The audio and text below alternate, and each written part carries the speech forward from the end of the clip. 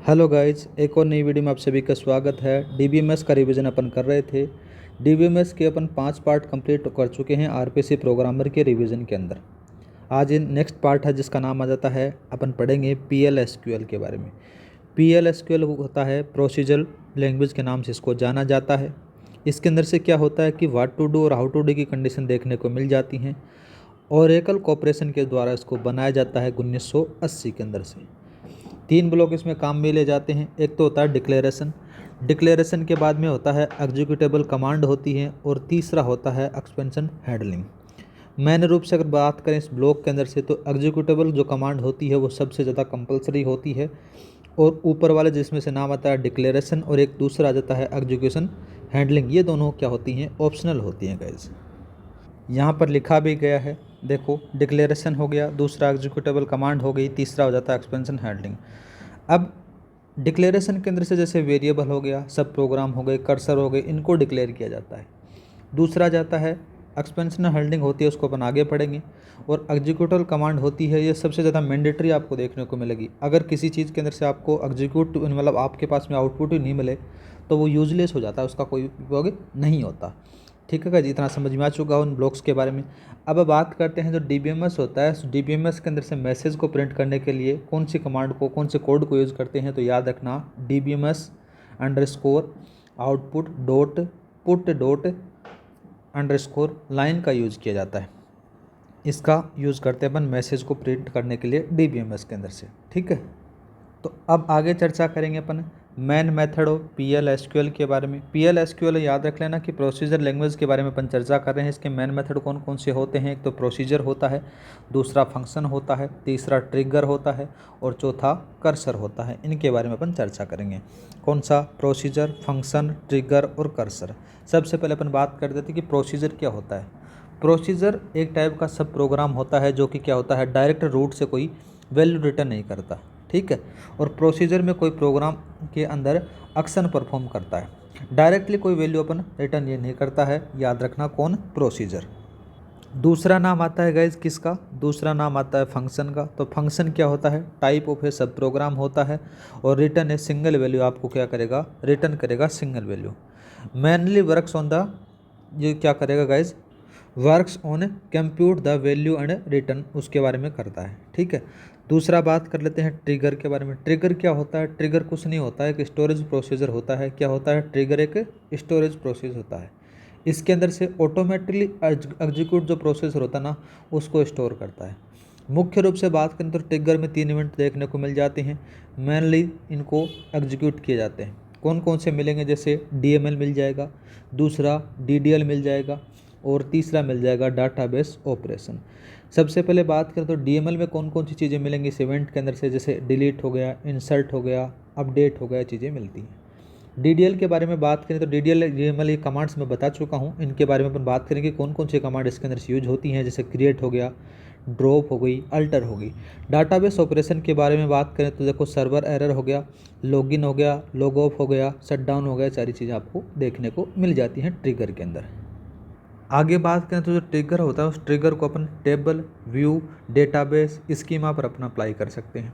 साथ में बात करें तो ट्रिगर को insert, update, delete operation perform करने के पहले और बाद में भी यूज किया जा सकता है।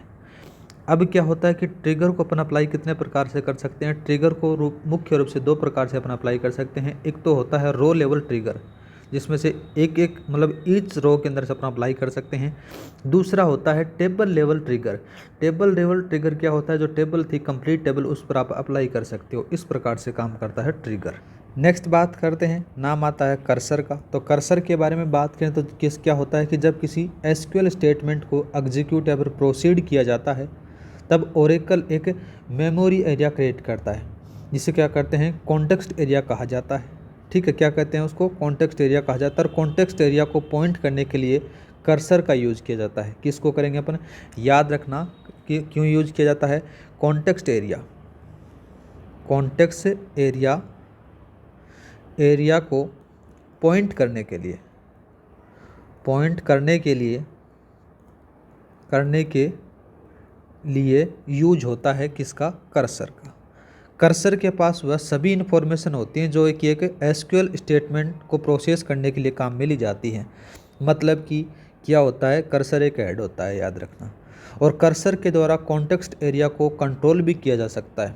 क्या करेंगे अपन, कर्सर के द्वारा जो कॉन्टेक्स्ट एरिया होगा उसको अपन कंट्रोल भी कर सकते हैं। और कर्सर को हमेशा डिक्लेरेशन पार्ट में डिफाइन किया जाता है। ठीक है, किस में करोगे आप, डिक्लेरेशन के अंदर से इसको डिफाइन किया जाता है। कर्सर के पास में सेलेक्ट स्टेटमेंट के सभी इन्फॉर्मेशन होती हैं। एवं क्या होता है कि कितनी रो हैं एक एसक्यूएल स्टेटमेंट में, ठीक है, अफेक्टेड रहा है कितना रहा है, उस सारी की सारी चीज़ें यहाँ पर देखने को मिल जाती हैं। ठीक है, अब कर्सर के बारे में बात करें तो कर्सर को 2 भागों में बांट दिया जाता है। कितने भागों में बांटोगे गाइस, कर्सर को 2 भागों में बांटते हैं। एक का नाम आ जाता है इम्प्लिसिट, कौन सा होता है, इम्प्लिसिट होता है। और दूसरे का होता है एक्सप्लिसिट, क्या होता है गाइस, एक्सप्लिसिट होता है। इम्प्लिसिट कर्सर और एक्सप्लिसिट कर्सर क्या होता है उसके बारे में अपन चर्चा करें तो इसके अंदर से क्या होता है कि गाइस, तो इम्प्लिसिट कर्सर होता है ना, कोई प्रोग्राम के द्वारा इसको नहीं बनाया जा सकता, ये कर्सर के द्वारा क्या है बाय डिफ़ॉल्ट बन जाता है।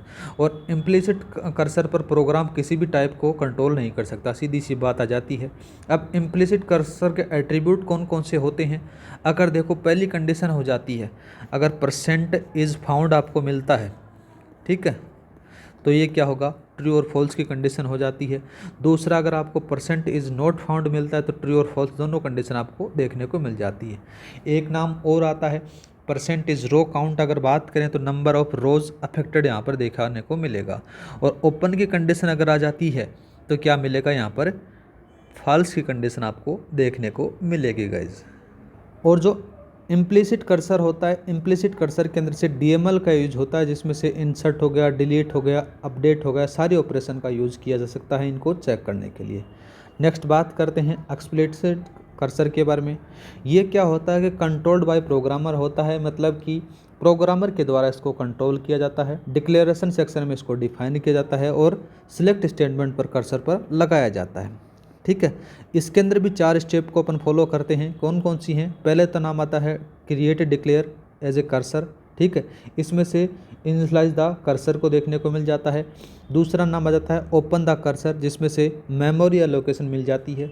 तीसरा बात करें तो फेस द कर्सर, इसके अंदर से क्या होता है, नंबर ऑफ रो अफेक्टेड देखने को मिल जाती है। और एक और नाम आता है जिसका नाम आता है close the cursor. Close the cursor क्या होता है कि डी एलोकेटेड मेमोरी के बारे में बताता है। क्या बताता है, डी एलोकेटेड मेमोरी के बारे में। उम्मीद करता हूँ कि आपको ये दोनों चीज़ें समझ में आ गई होगी, इम्प्लिसिट और एक्सप्लिसिट के बारे में। अब बात करते हैं नेक्स्ट वाला, लिखो execution sequence of SQL query के बारे में अपन चर्चा करेंगे। किसके बारे में बात करेंगे, execution sequence of the SQL query, इसके बारे में अपन चर्चा करेंगे। इसमें से होता क्या है, देखो सबसे पहले बात करेंगे अपन, तो पहले तो होता है फ्रॉम से, कहाँ से होगा, फ्रॉम से होगा। दूसरी स्टेप आ जाती है, नाम आ जाता है जॉइन। तीसरी बात करें तो आ जाता है वेयर, कौन सा आएगा, वेयर आएगा। चौथा बात करते हैं तो आ जाता है ग्रुप, ठीक है, कौन सा आएगा, ग्रुप आ जाता है। चौथा लिखो ग्रुप, इसको ग्रुप बाय भी बोल सकते हैं। पांचवा नाम बात करें तो हैविंग आ जाता है, कहाँ पर रखा जाता है। और छठा नाम बात करें तो सिलेक्ट आ जाता है, कौन सा आता है गाइज, सिलेक्ट आता है। सातवां बात करें तो एक और नाम आता है, सातवां जाता है डिस्टेंस के बारे में, तो इसके बारे में यहाँ पर लिख सकते हो, ठीक है। और आठवां बात करते हैं, आठवां कौन सा लिख सकते हो, ऑर्डर्ड लिख सकते हो, ऑर्डर्ड बाय। और नौवां बात करें तो आ जाती है लिमिट। इस वाले सीक्वेंस को फॉलो किया जाता है गाइज, याद रखना, किसके अंदर से, execution sequence of SQL query के बारे में, ठीक है गाइज। इनको 9 चीज़ों को यूज़ करने के बाद में सीक्वेंस बनता है। और इसका जो क्रम रहेगा, जिसका ऑर्डर रहेगा वो ये रहेगा, ठीक है। ये जो मैंने नंबर 1 से यहाँ से स्टार्ट होता है और इस प्रकार से ख़त्म हो जाता है, ठीक है। उम्मीद करता हूँ कि इतना समझ में आ चुका होगा। अब चलते हैं अपन एफडी की तरफ। एफडी बोले तो फंक्शनल डिपेंडेंसी के बारे में बात करेंगे। ये रहा आपका एफडी। एफडी क्या होता है, एफडी के बारे में बात करें तो इसके अंदर से क्या होता है कि एक रिलेशन के अंदर से फंक्शनल डिपेंडेंसी, कुछ रूल्स होते हैं जो कि एट्रीब्यूट्स के सेट के बीच में रिलेशनशिप्स को क्या करते हैं, स्पेसिफाई करते हैं। उनको अपन क्या कहते हैं, फंक्शनल डिपेंडेंसी के नाम से जाना जाता है। और एफडी के अंदर एक सेट दूसरे सेट की वैल्यू को डिटरमाइन करते हैं, क्या करते हैं, डिटरमाइन करते हैं, याद रखना। जैसे एक छोटा सा एग्जांपल बात करें इसी के बारे में, यहाँ पर एक रिलेशन आ जाता है, जैसे ए बी सी डी आ गया। इसके साथ में बात करें एक टेबल के अंदर से, यहाँ पर ए आ गया और ये आ गया बी। ये ए और बी क्या है, ये एक एफ डी है, बोले तो फंक्शनल डिपेंडेंसी है। इसके बारे में थोड़ा सा जिक्र करते हैं कि किस प्रकार से काम करता है। ये है ना ए, ये डिटरमाइंट है, क्या है, डिटरमाइंट है। और ये बी क्या है, ये डिपेंडेंट है। मतलब ए किस पर डिपेंडेंट है, बी पर डिपेंडेंट आ जाता है और ये डिटरमाइंट आ जाता है। ठीक है, इस वाले डायग्राम से आपको नहीं समझ में आया तो अपन एक छोटा सा अपन लेते हैं टेबल। टेबल का नाम लिखो आप स्टूडेंट। अपने टेबल बनाई, इस टेबल के अंदर से एक तरफ आता है SID, दूसरी तरफ अपन जिक्र करेंगे SN, ठीक है, और तीसरी तरफ आ जाता है CID, बोले तो कोर्स ID, ठीक है, और एक और आ जाता है CN, बोले तो कोर्स नेम। इनके बारे में अपन जिक्र करेंगे सबसे पहले। जैसे 1 2 3 और 4 आ गया। SN के बारे में जैसे बोला X Y Z, ठीक है, X Y Z, और इधर आ जाता है कुछ भी 5, ये स्टूडेंट नेम आ जाता है। कोर्स ID के बारे में बात करें C1 C2 C3 और C4 आ जाता है। इधर बात करें तो CN के बारे में जैसे मैंने लिख दिया, कौन सा, सबसे पहले आप यहाँ पर लिख लो OS आ जाता है। OS के साथ में इसके साथ भी OS आ जाता है। इधर आ जाता है DBMS आ जाता है, ठीक है, और इधर आ जाता है CN। इनके बारे में अपन जिक्र करते हैं, ठीक है। अब इस टेबल के अंदर से आपको FD बतानी है, बोले तो फंक्शनल डिपेंडेंसी बतानी है। तो FD बताने के लिए सबसे पहले मैंने निकाला SID। SID के साथ में क्या आ जाता है, CID। ठीक बात है, ठीक है, क्योंकि इन दोनों का चीज़ें कॉमन आ जाती हैं। दूसरा मैंने लिखा CID। CID के अंदर से मैंने किसको लिखा, CID आ जाती है किस पर, CN पर आ जाती है। बोले तो कोर्स ID और कोर्स नेम आ जाता है। दूसरा कोर्स नेम आ जाता है CID पर, ये भी दोनों फंक्शनल डिपेंडेंसी आ जाती है। एक चीज़ और मैंने लिखी गाइज, जैसे CID और SID, इस पर आपको ये फंक्शनल डिपेंडेंसी नहीं देखने को मिलेगी। एक नाम और लिखो, जैसे मैंने SID लिखा और SN लिखा, ये दोनों CID पर डिपेंडेंट है या नहीं है, तो ये गाइज डिपेंडेंट है। यहाँ पर ये डिपेंडेंट नहीं होगा और ये तीनों चारों डिपेंडेंट रहेंगे फंक्शनल डिपेंडेंसी के अकॉर्डिंग। इस वाले डायग्राम से टेबल से आपको ज़्यादा समझ में आ चुका होगा, ठीक है। मतलब क्यों नहीं हुआ, आपके दिमाग में आया ये क्यों नहीं हुआ, तो मैंने ऊपर बता कर आया था, जो ए है ये डिटरमाइंट है। डिटरमाइंट के अकॉर्डिंग अगर डिटरमाइंट नहीं होगा तो डिपेंडेंसी आपको नहीं मिलेगी, ठीक है गाइस। सीधी सी बात आ जाती है कि FD के अंदर एक सेट दूसरे सेट की वैल्यू को डिटरमाइन करता है, बस याद रखना है इतना ही, ठीक है। एक चीज़ और याद रखना FD के बारे में, तो FD में नाम आता है की एट्रीब्यूट का। किसका आएगा गाइज, की एट्रीब्यूट का आता है। की एट्रीब्यूट होता है, की एट्रीब्यूट के साथ में एक और नाम आ जाता है एनी एट्रीब्यूट। क्या आता है, एनी एट्रीब्यूट आता है। इसके बारे में अपन जिक्र करें तो जो की एट्रीब्यूट होता है, ये कॉम्बिनेशन आपको हमेशा FD में देखने को मिलेगा। किसमें मिलेगा, FD के अंदर। FD बोले तो फंक्शनल डिपेंडेंसी के अंदर से कौन सा कॉम्बिनेशन, कि की एट्रीब्यूट और किसको डिटरमाइन करेगा, किस पर डिपेंडेंसी होगी, ये एनी एट्रीब्यूट की आपको देखने को मिलेगी। अब बात करते हैं कि प्रॉपर्टीज़ ऑफ FD के बारे में। बोले तो फंक्शनल डिपेंडेंसी की प्रॉपर्टीज़ के बारे में अपन चर्चा करेंगे, कौन कौन सी इसकी प्रॉपर्टीज़ होती हैं, ठीक है। तो एक नया हेडिंग डालो गाइज। हेडिंग में क्या लिखोगे, प्रॉपर्टीज़ ऑफ FD। क्लास की जो PDF फाइल आपको टेलीग्राम पर मिल जाएगी। टेलीग्राम का जो लिंक है डिस्क्रिप्शन में दे रखा है, वहाँ पर जाकर आप ज्वाइन कर सकते हो।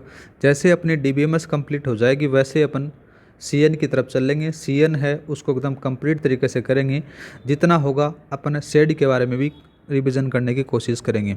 ये तो श्योर है कि अगर मेरे 2 पार्ट हैं, कौन कौन से बढ़िया स्ट्रॉन्ग है, एक तो DBMS आ जाता है और दूसरा CN वाला पार्ट है, वो एकदम बढ़िया तरीके से मेरे तैयार हैं, क्योंकि मेरे UG और PG में दोनों सब्जेक्ट चलते थे। अब बात करें PhD के अंदर से ये सब्जेक्ट नहीं चलते हैं, क्योंकि मैं VLSI से PhD कर रहा हूँ, तो ये थोड़ा सा टॉपिक अलग आ जाता है। तो मेरा पहले से बेस क्लियर है, इसलिए मैं आपको यहाँ पर प्रोवाइड करवा रहा हूँ। दूसरा बात करते हैं इस प्रॉपर्टीज़ के बारे में। इस प्रॉपर्टी का नाम आ जाता है, सबसे पहले आ जाता है रिफ्लेक्सिव प्रॉपर्टी। क्या कहोगे गाइज, रिफ्लेक्सिव प्रॉपर्टी, ठीक है। यहाँ पर लिखो रिफ्लेक्सिव प्रॉपर्टी। रिफ्लेक्सिव प्रॉपर्टी के बारे में जब चर्चा करें तो देखो क्या होता है, यहाँ पर एक चीज़ लिखे मैंने y और इसको लिखा गया x। इसके बारे में बात करें तो क्या जाता है, y सबसेट ऑफ x आ जाता है। उदाहरण के बारे में बात करें, जैसे मैंने लिखा AB, इसके अंदर से इसका सबसेट क्या निकला, ए निकला। एक और देखो यहाँ पर एस आई डी आ गया, एस एन आ गया, इसका सबसेट क्या गया, एस एन लिख सकते हो या अदरवाइज आप एस आई डी भी लिख सकते हो, ये सबसेट माना जाता है। ठीक है।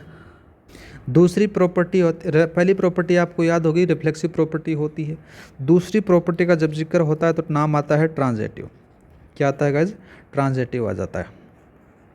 इस प्रॉपर्टी के अंदर से क्या होता है, ट्रांजिटिव एफडी बोले तो फंक्शनल डिपेंडेंसी। इसके अंदर से क्या होता है कि इसमें देखो छोटा सा एग्जांपल बात करें, जैसे ए बी लिखा गया और बी सी लिखा गया, देन क्या होगा, ए सी पर होगा, मतलब ये यहाँ पर किसको मानना रहेगा, ये इसके ऊपर डिपेंड रहेगा। इन दोनों में एफ डी आपको देखने को मिलेगी। क्यों मिलेगी, एक छोटी सी एग्जांपल आ जाती है। देखो ये डिटरमाइन है, इस डिटरमाइन को यहाँ पर बी आ जाता है, बी किसके साथ में है, यहाँ पर बी दोबारा से डिटरमाइन बन जाता है तो ये इसके साथ में आ जाता है। तो इन दोनों के मध्य आप ये ट्रांजिटिव प्रॉपर्टी लगा सकते हो फंक्शनल डिपेंडेंसी की। दूसरी बात करते हैं, दो हो चुकी हैं। तीसरी बात करते हैं ऑग्यूमेंटिंग। क्या नाम आ जाता है, ऑग्यूमेंटिंग। ऑग्यूमेंटिंग प्रॉपर्टी के अंदर से क्या होता है गाइज, कुछ नहीं होता, जैसे ए लिखा और बी लिख दिया गया, यहाँ पर क्या है, एक एफ डी है, बोले तो फंक्शनल डिपेंडेंसी आ जाती है। दूसरा बात करें, जैसे मैंने लिखा ए सी और साथ में लिखा बी सी, इन दोनों के अंदर भी आपको फंक्शनल डिपेंडेंसी मिलेगी, क्योंकि यहाँ पर ये दोनों तो चीज़ हैं ही, साथ में इन दोनों का कॉमन पार्ट आपके साथ में लेके चल रहा है। एक और लिखो, चौथी प्रॉपर्टी होती है यूनियन। कौन सी होती है, यूनियन प्रॉपर्टी के बारे में अपन चर्चा करें कि यूनियन प्रॉपर्टी के अंदर से क्या होगा, एक यूनियन होगा, मतलब जैसे ए बी के साथ में और बी सी के साथ में। इसके अंदर से क्या होता है, यहाँ पर आप ये भी बता सकते हो इन दोनों का कॉम्बिनेशन ए किसके साथ में होगा, बी, इन दोनों का यूनियन हो गया, इसलिए ये यहाँ पर आ जाती है। एक और प्रॉपर्टी होती है जिसके बारे में 5 प्रॉपर्टी होती हैं। कौन सी, एक होती है स्प्लिटिंग। कौन सी होती है, स्प्लिटिंग। स्प्लिटिंग का मतलब क्या होता है, बंटवारा कर देगा आपको ये। जैसे मैंने लिखा ए इजिकल टू ए सी लिखा, यहाँ पर सॉरी बी सी लिखो आप, यहाँ पर क्या आएगा, बी सी लिख दिया जाता है। तो इन दोनों के मध्य जब आएगा, इस प्रॉपर्टी को जब आप फॉलो करवाओगे तो यहाँ पर बी आ जाएगा और यहाँ पर सी आ जाएगा। ये इसके अंदर से क्या होता है, स्प्लिटिंग प्रॉपर्टी लगा दी जाती है, मतलब इन दोनों का बंटवारा कर दिया जाता है। अब बात करते हैं एफ डी के 2 टाइप होते हैं। बोले तो फंक्शनल डिपेंडेंसी के आपको 2 टाइप मिलेंगे। एक तो होगा कौन कौन सा, एक तो ट्राइबल एफ डी होगा फंक्शनल डिपेंडेंसी, एक नॉन ट्राइबल फंक्शनल डिपेंडेंसी होगा। इन दोनों के बारे में आप लिख सकते हो। क्लास की वजह PDF फाइल मैं आपको प्रोवाइड करवा दूंगा। बार बार बोल रहा हूँ कि जो क्लास का जो टेलीग्राम ग्रुप है वहाँ पर जाकर ज्वाइन कीजिए, वहाँ पर आपको हर क्लास की PDF मिलती रहेगी। पहला बात करते हैं ट्राइबल के बारे में। ट्राइबल एफडी एक नाम, दूसरा और आ जाता है non tribal, non tribal FD. इन दोनों के बारे में जिक्र करते हैं। ट्राइबल एफडी के अंदर से क्या होता है, ट्राइबल एफडी कुछ नहीं होता, रिफ्लेक्सिव प्रॉपर्टी को फॉलो किया जाता है। कौन सी करेगा, रिफ्लेक्सिव प्रॉपर्टी को फॉलो किया जाता है। ठीक है। और जो नॉन ट्राइबल एफडी है उसके अंदर से आपको क्या है, जो रिफ्लेक्सिव प्रॉपर्टी है उसको यहाँ पर फॉलो नहीं किया जाएगा, बस इतना ही देखने को मिल जाता है। नेक्स्ट बात करते हैं एट्रीब्यूट क्लोजर के बारे में। एट्रीब्यूट क्लोजर किसको कहते हैं, सेट ऑफ एट्रीब्यूट जिसको एट्रीब्यूट अक्स के द्वारा डिटरमाइन किया जाता है, एट्रीब्यूट क्लोजर कहलाता है। ज़्यादा कोई खास है नहीं। इसका जो सिंटेक्स है वो किस प्रकार से लिखा जाता है वो याद रख लेना। जैसे इस प्रकार से लिखा जाता है, यहाँ पर अक्स क्या है, एक एट्रीब्यूट आ जाता है। ठीक है, ज़्यादा कोई खास है नहीं। और बात करें एट्रीब्यूट क्लोजर के बारे में, इसके अंदर से क्या होता है कि किसी एट्रीब्यूट का क्लोजर वह सभी एट्रीब्यूट को डिटरमाइन कर लेता है जो कि रिलेशन में दिए गए वह एट्रीब्यूट या फिर सेट ऑफ एट्रीब्यूट का उस रिलेशन के साथ में सुपर की होता है। ठीक है। एक छोटा सा एग्जांपल बात करते हैं। जैसे मैंने लिखा ए लिख दिया बी और बी लिखा सी और सी लिख दिया डी लिख दिया, इतना समझ में आया होगा आपको। अब मैं इस प्रकार से लिख सकता हूँ, यहाँ पर मैंने इसको सुपर की बना दिया जाता है और यहाँ पर ए बी सी डी इस प्रकार से काम हो सकता है और यहाँ पर ए क्या है, एक सुपर की हो सकती है। ठीक है। एक छोटे से सवाल के बारे में जिक्र कर लेते हैं इसी के बारे में, एट्रीब्यूट क्लोजर के बारे में। एक चीज़ क्या दी गई है, देखो ए बी दिया गया है, ए बी के साथ में मैंने सी डी लिखा गया और ए एफ के साथ में मैंने क्या लिखा गया, डी लिखा गया और डी ई के साथ में मैंने क्या लिखा गया, एफ लिखा गया और सी के साथ में मैंने क्या लिखा, जी लिखा, एफ के साथ में मैंने लिखा ई लिखा। ठीक है, यहाँ पर ई लिख दो आप और ई के साथ में मैंने यहाँ पर जी के साथ में मैंने ए लिखा। इतना समझ में आया।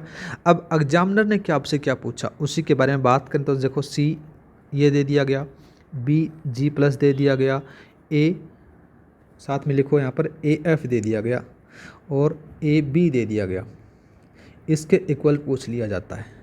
अब इसके अंदर से किस प्रकार से आप आंसर करोगे, एक चीज़ याद रखना, देखो तो इसका आंसर निकालने के लिए आप क्या करोगे, देखो गाइज इसके आंसर के बारे में बात करें, देखो सी एफ दे दिया गया, सी एफ प्लस के बारे में बात करें तो देखो सी यहाँ पर आ जाता है C F G E A D दे दिया गया।